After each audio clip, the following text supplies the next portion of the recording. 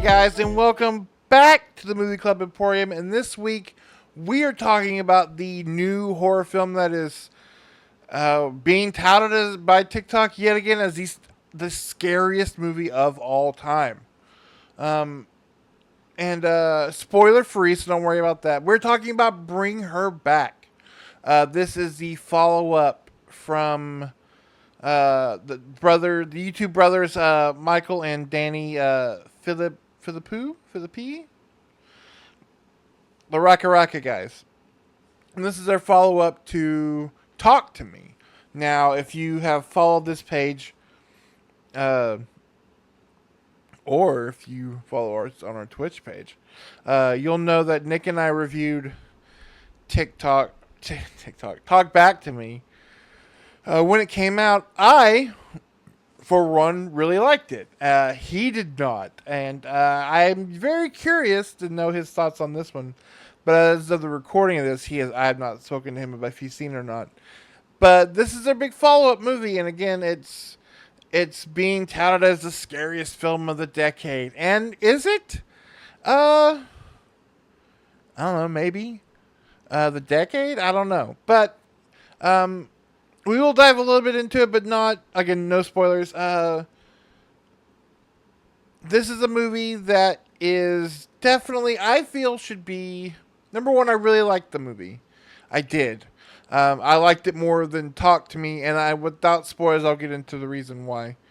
But I do have to say, I kind of hope that this movie, if nothing else, is kind of the final button on this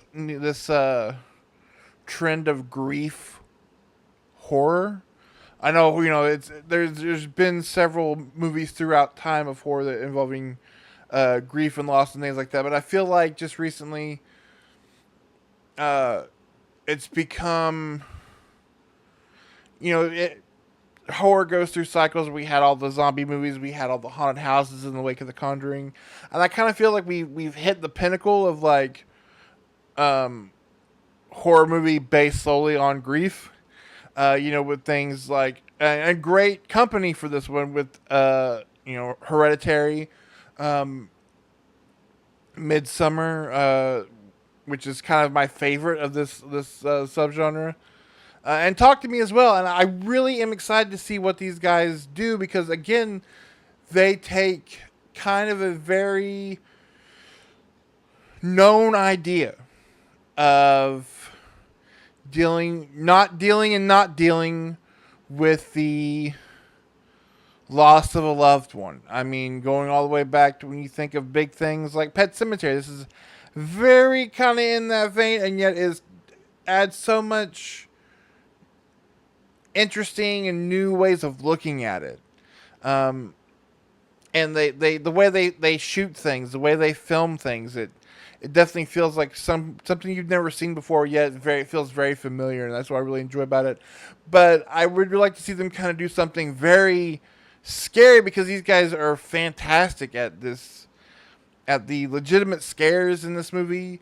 There is some of the most disturbing body horror I've seen in a good long while.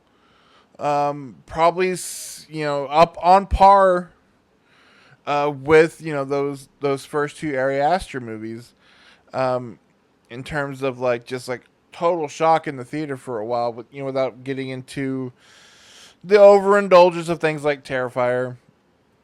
There's a scene involving a piece of fruit and a knife that is wholly unnerving, and will mess you up the rest of the day after you see it.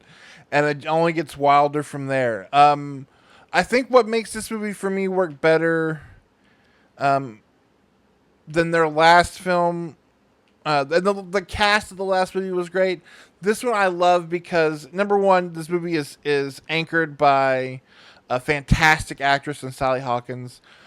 She's great in The Shape of Water, and she's fantastic in this as playing this weird, kooky, but dangerous character.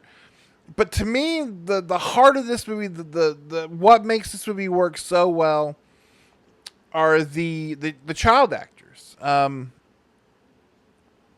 Billy, I wrote down their names here. Billy Barrett, Sora Wong, and Jonah Wren Phillips. Jonah Wren Phillips playing the character Ollie will haunt you. Um, it hasn't been days since I've watched the movie, but he will haunt you for days in this movie.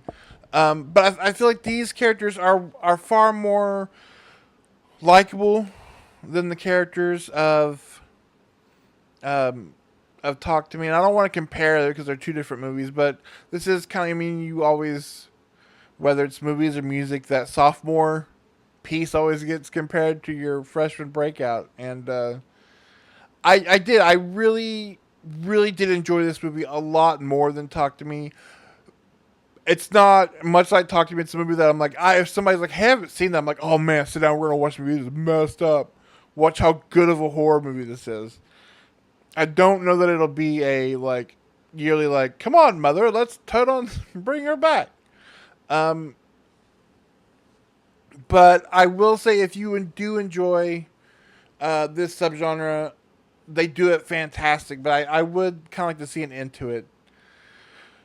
I'd like to see them explore different things, not necessarily in like, I don't need them to do like 3 hour panic attack movies like what Ari Aster's doing now. Um, but I would like to see them do something a little that has a little more fun, for lack of a better word, to it. Something not quite so ruin your day heavy. Uh, but all in all, this is a fantastic horror movie. Again, is it definitely getting touted as like the scariest movie of all time? Again, I don't subscribe to that kind of stuff because that gives you unreasonable expectations. But as far as one of the best horror movies of this year, I say yes. Especially if you like a really dark kind of, and I do, a really dark, somber horror movie that just kind of like, man, just kind of ruins your day. And you get to sit and think with it and play the choices of the movie through your head, and how you would handle it, and just the imagery, whether it's in this movie like these videotapes that are shown, or the third act of this movie, which gets wild and crazy.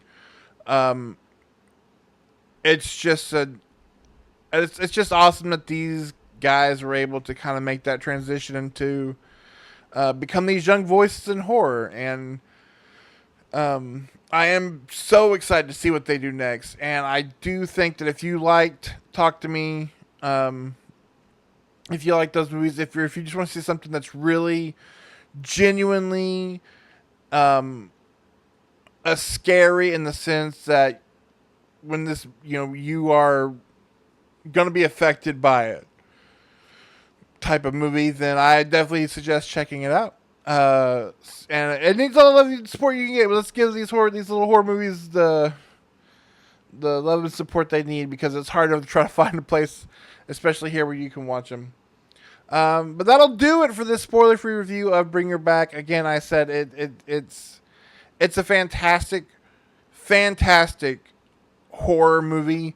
I just think that after this, I don't know how further you can push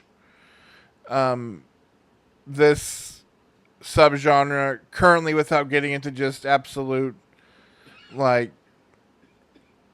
I don't want to say insanity, because this movie gets pretty insane, but I feel like if this is the end of that subgenre, what a great, nasty way to go out. And I think that will be just fine. So next week, I am not sure what's coming out, but we will have a new review up, some type of video or other.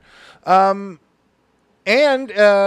if you joined us last night on our live Twitch hangout, Nick and I talked about 90s virtual reality movies.